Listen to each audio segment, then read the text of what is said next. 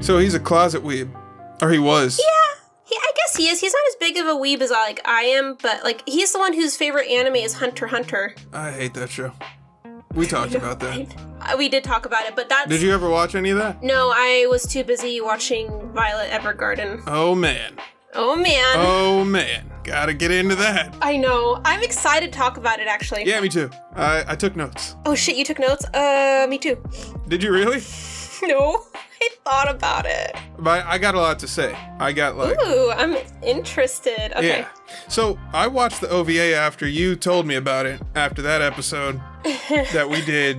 And then I was like, I don't want to watch this garbage. But then I went back and watched it, and I got really into it because of the art style. Yeah. Netflix spent so much money on this show.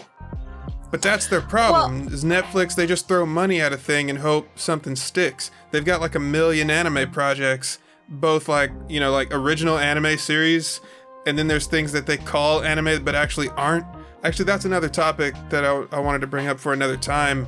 The definition of anime has kind of changed. Yeah, because there's sometimes people refer to certain shows as anime, and in my gut reaction will be like, is that really anime? Like Avatar? Yes, that's my prime example. People are like, oh yeah, that's anime. I'm like, it's not. Or Teen Titans. Yeah, I'm like, that's not, to me anyway, with my personal definition, I don't see those as anime. I feel like anime is Japan-made animation. Shows like Avatar and the original Teen Titans, not Teen Titans Go. Oh, jeez. We don't talk about that here. We don't. It's an abomination.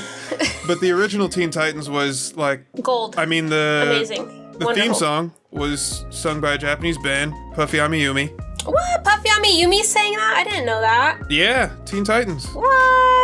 When there's trouble, you know who to call. Teen Titans! Oh, okay. Right. So, and then it was heavily influenced by anime, but by the facial expressions that the characters would do sometimes. Brought you a present. A Centauri moon diamond? What do you call the stereotypical anime action, flashy background thing with the lines? Oh, I don't know. I think it's reminiscent of manga, Yeah. in a way, to show motion. First time I ever saw it was in Pokemon. Whenever Ash would throw a Pokeball, there'd be all this fire behind him. Yeah. Where is all that supersonic fire coming from? I didn't get it until later. I was like, oh, it's just to, set a tone. Movement. Oh, he's doing something dynamic. Anyway. Yes. So yeah, Teen Titans and Avatar have tons of things like that, but it's not anime. Well, okay, so back when Avatar was first made, you wouldn't have classified Avatar or Teen Titans as anime because it wasn't made in Japan. And that is, anime had to be made in Japan. Is that what? It used to be. Oh, I see what you're saying now. Yeah. Thanks to Netflix. Yes. So, yeah, it's still anime, I guess, right? Even though it's made in the Americas. Right. Well, a lot of the anime that Netflix funds, because when I was in Japan, there was no Netflix. Netflix existed, but you couldn't, it was blocked in Japan. You couldn't actually subscribe to Netflix unless you had a VPN. It was infuriating. I wanted to watch all this cool shit on Netflix, and I couldn't. I didn't know that. Yeah, well, then they're like, hey, we need to get in on this Japanese market, so they decided to produce anime. And one of the first anime that Netflix produced was this garbage called B13 The Beginning. Kirobi. Haven't heard of it. Yeah, it's not worth checking out at all.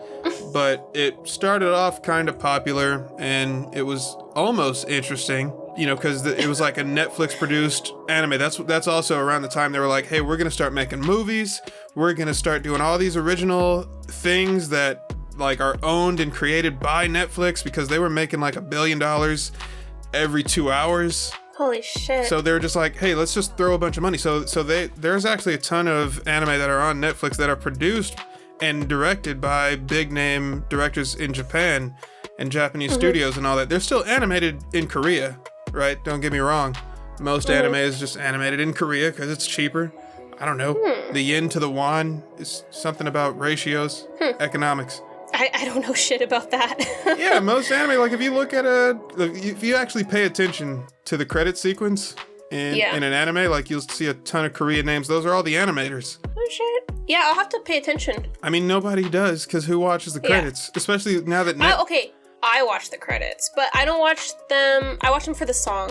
Well, not yeah, for the names. right? Yeah. Of course. Because the song's reminiscent to me. Because, if you watch 12 episodes, that's 12 times you've listened to the song. And then when you hear that song 3 years down the line, you're Right. like, ah, yes, that time in my life.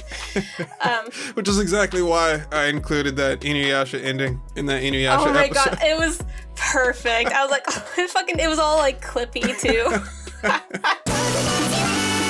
Yeah. Because anytime you Yeah. hear that song, you're going to sing along. Because Yeah, you have to. because of the nostalgia factor for exactly that reason.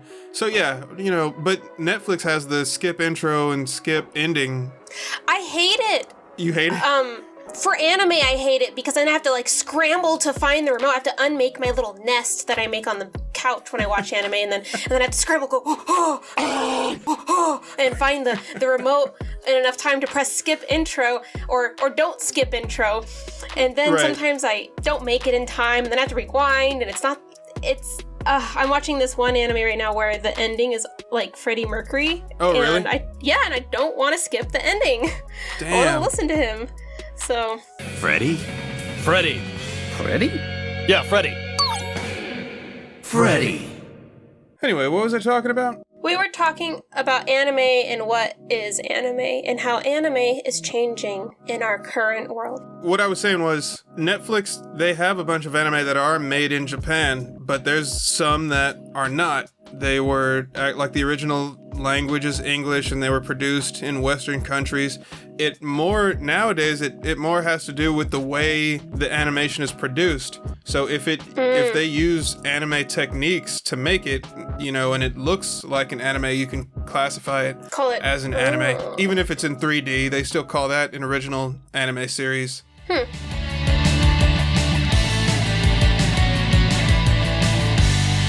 オタクのミックス